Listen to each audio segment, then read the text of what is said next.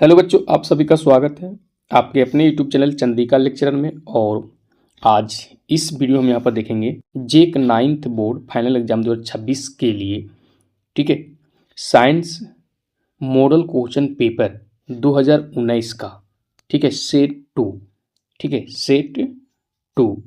आज इस वीडियो में यहाँ पर हम देखेंगे 40 क्वेश्चन है और सभी क्वेश्चन जो है यहाँ पर महत्वपूर्ण बहुविकल्पीय प्रश्न है यहाँ पर, ठीक है।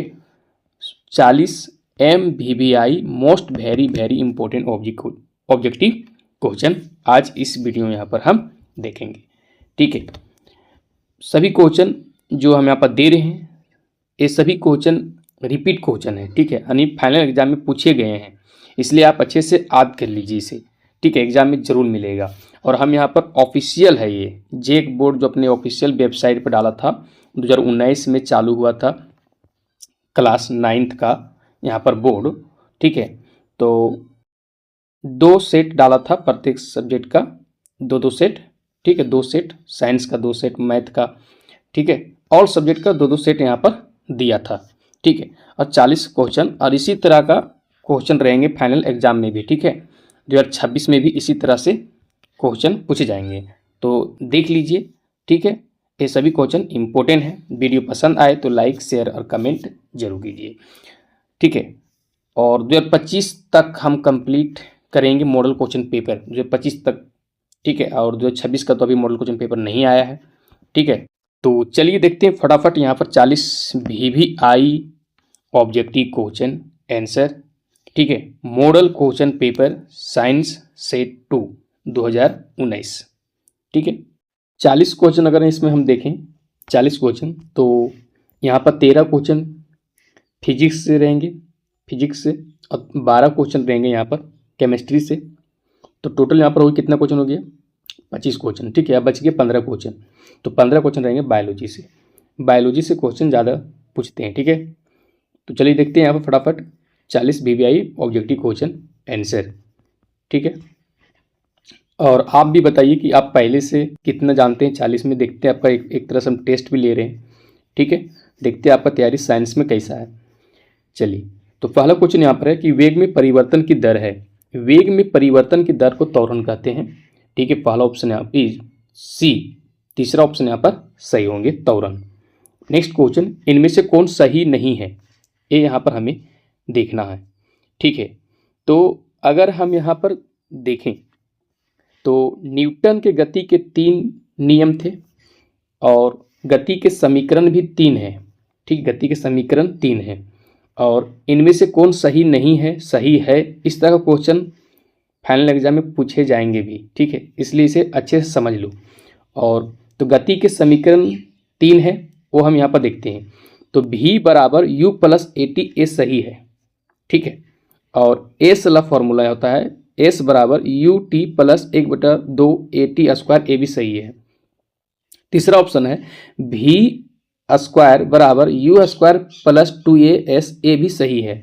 तो गति समीकरण पहला, दूसरा, तीसरा, 3 है, ठीक है। अब यहाँ पर सही नहीं पूछा है, तो यहाँ पर देखो ए डी ऑप्शन सही नहीं है।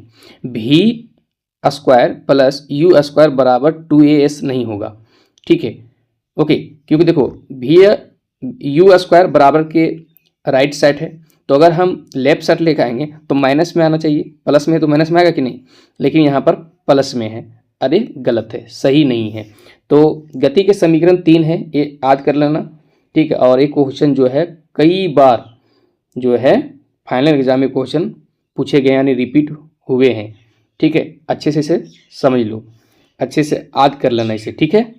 चलिए आगे देखते हैं। तीसरा क्वेश्चन, एक कार 2 घंटा में 100 किलोमीटर की दूरी तय करती है, इसकी औसत चाल, तो औसत चाल बराबर क्या होता है, दूरी बटा समय होता है। तो दूरी कितना है 100 है, बटा और समय कितना है 2 है, 2 से भागा दो 100 को, ठीक है, 50 आएगा इसका आंसर। तो 50 किलोमीटर प्रति घंटा यहाँ पर देख लो लिखा हुआ है, ठीक है। तो ऑप्शन बी यहाँ पर सही होंगे। और इस तरह का क्वेश्चन जो है फाइनल एग्जाम में पूछे जाएंगे और पूछे भी गए हैं कई बार, ठीक है। फाइनल एग्जाम में कई बार ये क्वेश्चन रिपीट हुए हैं इस तरह का क्वेश्चन, ठीक है, ओके। चलिए नेक्स्ट क्वेश्चन, किसी वस्तु के जड़त्व की माप है, यानी किस पर निर्भर करता है जड़त्व की माप, तो द्रव्यमान है इसका, ठीक है, द्रव्यमान पर निर्भर करता है जड़त्व की माप, ठीक है, मास, अंग्रेजी में इसको मास बोलते हैं। तो पहला ऑप्शन यहाँ पर सही होंगे द्रव्यमान, ठीक है, किसी वस्तु के जड़त्व की माप क्या है, द्रव्यमान है। नेक्स्ट क्वेश्चन, 2 kg द्रव्यमान वाली वस्तु को 5 मीटर प्रति सेकंड स्क्वायर की दर से त्वरित करने में कितना बल की आवश्यकता होगी।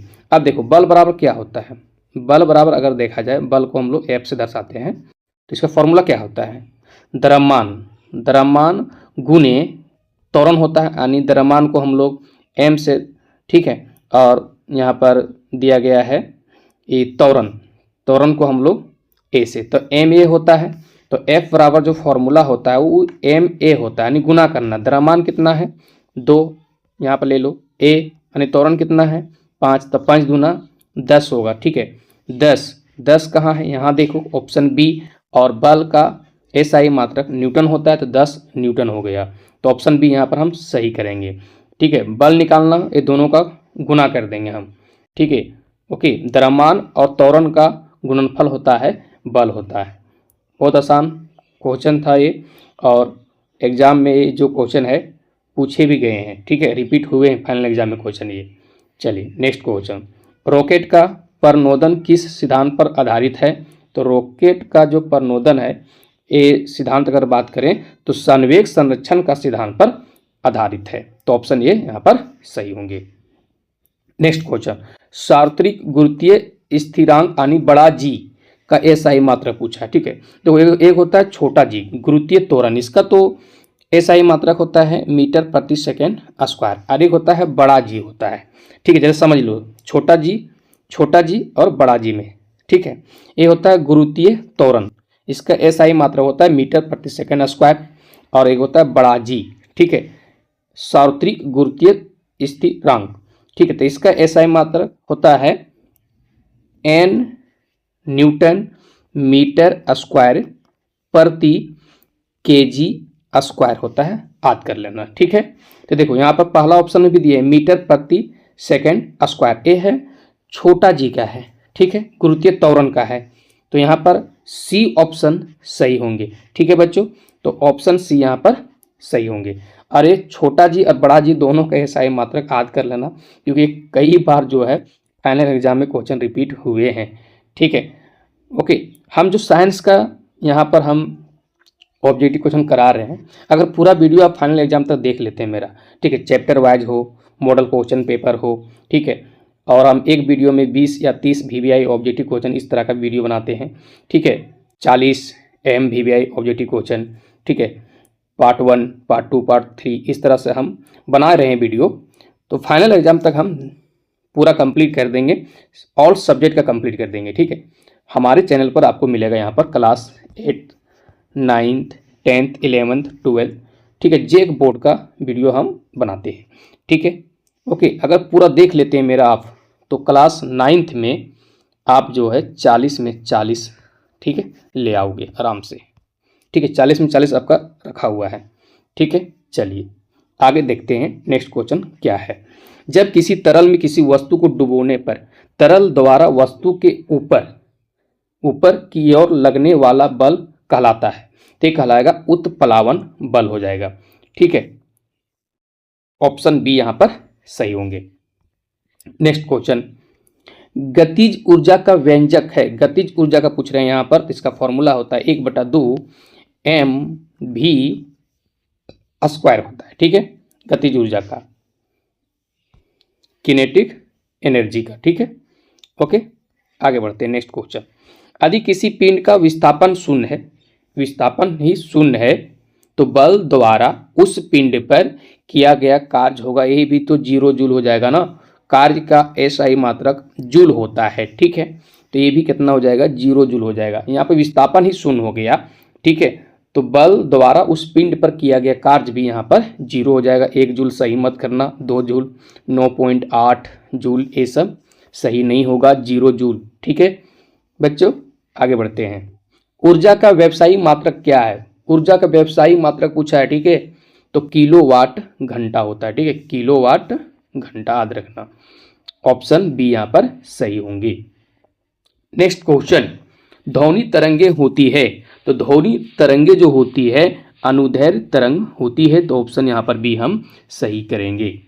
नेक्स्ट क्वेश्चन, समान मनुष्य के कानों के लिए सर्वता प्रास क्या है? इंपॉर्टेंट क्वेश्चन है, ठीक है, ये इंपॉर्टेंट क्वेश्चन यहाँ पर है ये, ठीक है। सर्वता प्रास क्या है? तो ये होता है 20 हर्ट्ज से 20,000 हर्ट्ज, याद रखना, तो ऑप्शन ए सही होंगे। और ये इंपॉर्टेंट क्वेश्चन है और कई बार फाइनल एग्जाम में क्वेश्चन पूछे गए हैं, ठीक है, रिपीट हुए हैं क्वेश्चन ये।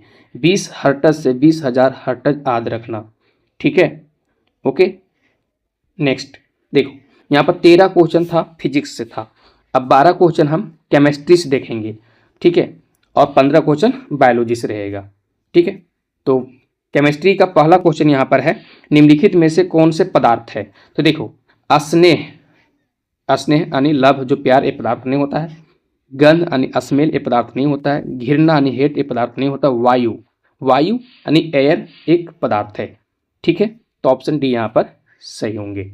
नेक्स्ट क्वेश्चन यहाँ पर है कि किस अवस्था में अणुओं की ऊर्जा अधिकतम होती है, ठीक है। और एक क्वेश्चन MVVI बना लीजिए, most very very important question है और फाइनल एग्जाम में कई बार क्वेश्चन रिपीट हुए हैं, ठीक है, यानी पूछे गए हैं कई बार, ठीक है, ओके। तो इसका सही आंसर हो जाएगा गैस, ठीक है। किस अवस्था में अणुओं की ऊर्जा अधिकतम होती है? गैस अवस्था में अधिकतम होगा, ठीक है, ओके। और ठोस अवस्था में कम होगा। यहाँ पर सबसे अणुओं की ऊर्जा अधिकतम होती है गैस अवस्था में, याद रखना, ठीक है। किस अवस्था में अणुओं की ऊर्जा अधिकतम होती है? गैस अवस्था में। नेक्स्ट, 10 डिग्री सेल्सियस तापक्रम बराबर है, ये भी क्वेश्चन फाइनल एग्जाम में पूछे गए हैं। तो यहाँ पर 10 डिग्री सेल्सियस तापक्रम बराबर यानी केल्विन में 10 डिग्री सेल्सियस बराबर कितना केल्विन होता है, ठीक है। तो डिग्री सेल्सियस केल्विन बदलने के लिए 273 को हम इसमें जोड़ देते हैं 10, तो हो जाएगा मेरा कितना, 283 केल्विन हो जाएगा, ठीक है।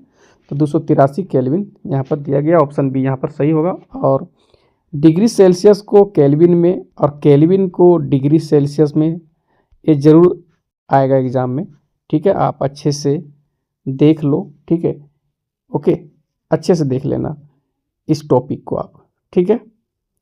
और बहुत आसान है, डिग्री सेल्सियस को अगर हम यहाँ पर देखें, डिग्री सेल्सियस दिया रहे और केल्विन बदलना हो तो 273 को जोड़ेंगे, और अगर केल्विन दिया है, ठीक है, जैसे यहाँ पर केल्विन से हमें डिग्री सेल्सियस में बदलना है, केल्विन से जैसे हमें अगर यहाँ पर 20 केल्विन दिया है और डिग्री सेल्सियस में हमें लाना है तो 273 घटाना होगा, ठीक है। और डिग्री सेल्सियस यहाँ पर दिया है और केल्विन में लाना हो आंसर तो 273 जोड़ देना, ठीक है, डिग्री सेल्सियस में यहाँ पर, ठीक है। 273 का मेन खेला है यहाँ पर, ठीक है, एक जोड़ना एक घटाना है यहाँ पर, ठीक है। तो 10 डिग्री सेल्सियस बराबर कितना यहाँ पर केल्विन होगा, 283 केल्विन हो जाएगा। यहाँ पर हम 273 को इसमें हम जोड़ देंगे, ठीक है। चलिए आगे बढ़ते हैं। निम्नलिखित में कौन विलयन है? तो लवण, लवण एक विलयन है, याद रखना, ठीक है, ऑप्शन बी यहाँ पर सही होंगे, बहुत आसान सवाल है ये। नेक्स्ट, सोरे की जल में विलेयता 20 डिग्री सेल्सियस पर 31.5 है, इस ताप पर 10 ग्राम जल में कितना सोरा घुलाया जाए कि विलयन संतृप्त बन जाए? तो इसका सही आंसर होगा 3.15 ग्राम होगा, ठीक है, ऑप्शन बी यहाँ पर सही होंगे, ओके, ऑप्शन बी यहाँ पर, ठीक। ये तो डायरेक्ट यहाँ पर अभ्यास से क्वेश्चन उठा लिया ये, ठीक है, डायरेक्ट, ये तो हमें याद भी है आंसर। और अगर ये जो क्वेश्चन है कैसे बनेगा, यहाँ पर अगर देखा जाए तो हम नंबरिकल क्वेश्चन वीडियो बना दिए, जाकर देखिए, प्ले लिस्ट में मिल जाएगा, ठीक है। नंबरिकल क्वेश्चन बनाए हैं इस चैप्टर का हम, ठीक है, जाकर देखिए वहाँ पर, ठीक है, ओके। आगे, निम्नलिखित में कौन मिश्रण है? तो चांदी तो यहाँ पर ये तो तत्व है, ठीक है, मिश्रण नहीं चांदी। हाइड्रोजन भी तत्व है और जल यौगिक है।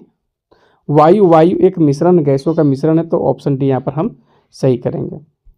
आवोगाड्रो संख्या का मान क्या है? ये तो आसान है, 6.022 गुने 10 पर पावर 23 होता है आवोगाड्रो की संख्या, ठीक है, ओके। इंपॉर्टेंट क्वेश्चन है और कई बार फाइनल एग्जाम में पूछे गए हैं। नेक्स्ट क्वेश्चन, 0.5 मोल H2O का द्रव्यमान होगा, ये 9 ग्राम हो जाएगा। ठीक है, परमाणु एवं अणु जो चैप्टर है इससे क्वेश्चन है, न्यूमेरिकल क्वेश्चन है। हम एक वीडियो बनाए हैं परमाणु एवं अणु, ठीक है, इस तरह का द्रव्यमान निकालिए, मोल निकालिए। जब देखिए वीडियो, मेरा वीडियो जो है बहुत वायरल हुआ है, वीडियो मेरा बहुत चला है। ठीक है, ओके, जब देख लीजिए एक बार, अगर आप पूरा देख लेते हैं तो परमाणु एवं अणु चैप्टर से इस तरह का क्वेश्चन आएगा तो आप आराम से हल कर लोगे। ठीक है, तो ये 9 ग्राम हो जाएगा, 0.5 मोल H2O का द्रव्यमान होगा, 9 ग्राम हो जाएगा। ठीक है, नेक्स्ट, जल के एक अणु में हाइड्रोजन एवं ऑक्सीजन के भार का अनुपात कितना होता है? 1:8 होता है। ठीक है, जल के एक अणु में हाइड्रोजन एवं ऑक्सीजन के भार का अनुपात 1.8 होता है। 8.1 ये याद मत रखना। ठीक है, 1.8 होता है। नेक्स्ट, हाइड्रोजन परमाणु में कौन सा कण नहीं होते हैं? तो प्रोटॉन, न्यूट्रॉन होते हैं। प्रोटॉन और इलेक्ट्रॉन होते हैं, न्यूट्रॉन इसमें नहीं होता है हाइड्रोजन में। ठीक है, तो ऑप्शन बी यहाँ पर सही होंगे। नेक्स्ट, रदरफोर्ड का अल्फा कण प्रकीर्णन प्रयोग किसकी खोज के लिए उत्तरदायी था? परमाणु केंद्रक के लिए। ठीक है, ओके, और ये क्वेश्चन है फाइनल एग्जाम में कई बार पूछे भी गए हैं। ठीक है, ओके, नेक्स्ट, क्लोरीन पर यहाँ पर आयन देख सकते हो माइनस है।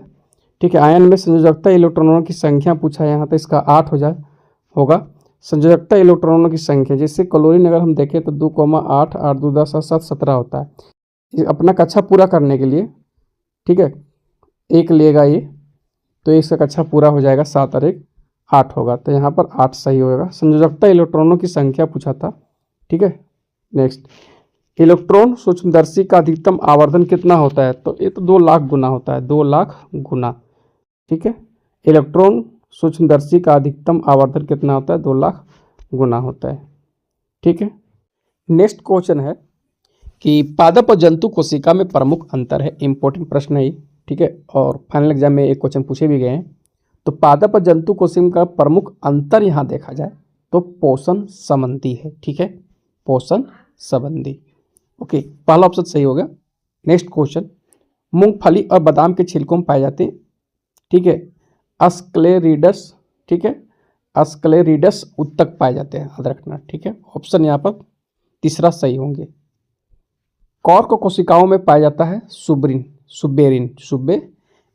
ठीक है, नेक्स्ट, कॉन्ड्रियोब्लास्ट कोशिकाएं पाई जाती है उपास्थि में, जो तीसरा ऑप्शन है यहाँ पर सही हो जाएंगे।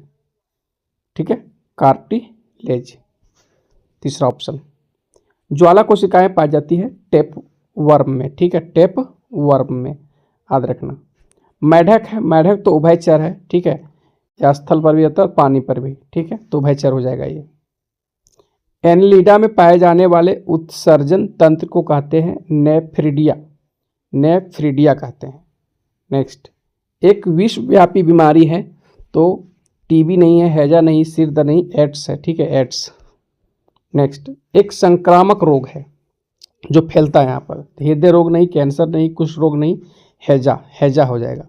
हैजा एक संक्रामक रोग है। कौन प्राकृतिक संपदा नहीं है? नेचुरल इसमें नहीं है, तो जल है, वायु है और कोयला, एक प्राकृतिक है। लेकिन खेत प्राकृतिक संपदा नहीं है। ठीक है, खेत को तो मानव बनाते हैं, तो मानव निर्मित हो गया ये। ठीक है, नेक्स्ट, ओजोन है, ओजोन गैस है, आसान क्वेश्चन है ये। एक प्राकृतिक संपदा है, यहाँ देखना है, तो मिट्टी भी प्राकृतिक है, वायु भी है, जल भी, ये सभी हो जाएगा। ईडीबी क्या है? इंपॉर्टेंट क्वेश्चन, तो ईडीबी क्या है? धूमक है, धूमक। नेक्स्ट और लास्ट क्वेश्चन, एक सूक्ष्म पोषक तत्व बताइए। इसमें है जस्ता। ठीक है, ये पौधों को कम चाहिए। ठीक है, पौधों को कम चाहिए, नाइट्रोजन, फास्फोरस और पोटेशियम अधिक चाहिए पौधों को, तो एक सूक्ष्म पोषक तत्व है जस्ता यानी जिंक हो गया। 40 क्वेश्चन यहाँ पर हम कंप्लीट कर लिए। ठीक है, 40 क्वेश्चन। ओके, सेट 1 और set 2 2019 model question paper science का यहाँ पर हम कंप्लीट कर लिए। ठीक है, सेट 1 और सेट 2 दोनों। ठीक है, वीडियो कैसा लगा? अच्छा लगा तो लाइक, शेयर और कमेंट जरूर कीजिए। हम नेक्स्ट जो मेरा यहाँ पर है सब्जेक्ट 2019 का मॉडल क्वेश्चन पेपर का, ठीक है, वो हम लेकर आ रहे हैं। Okay, bye.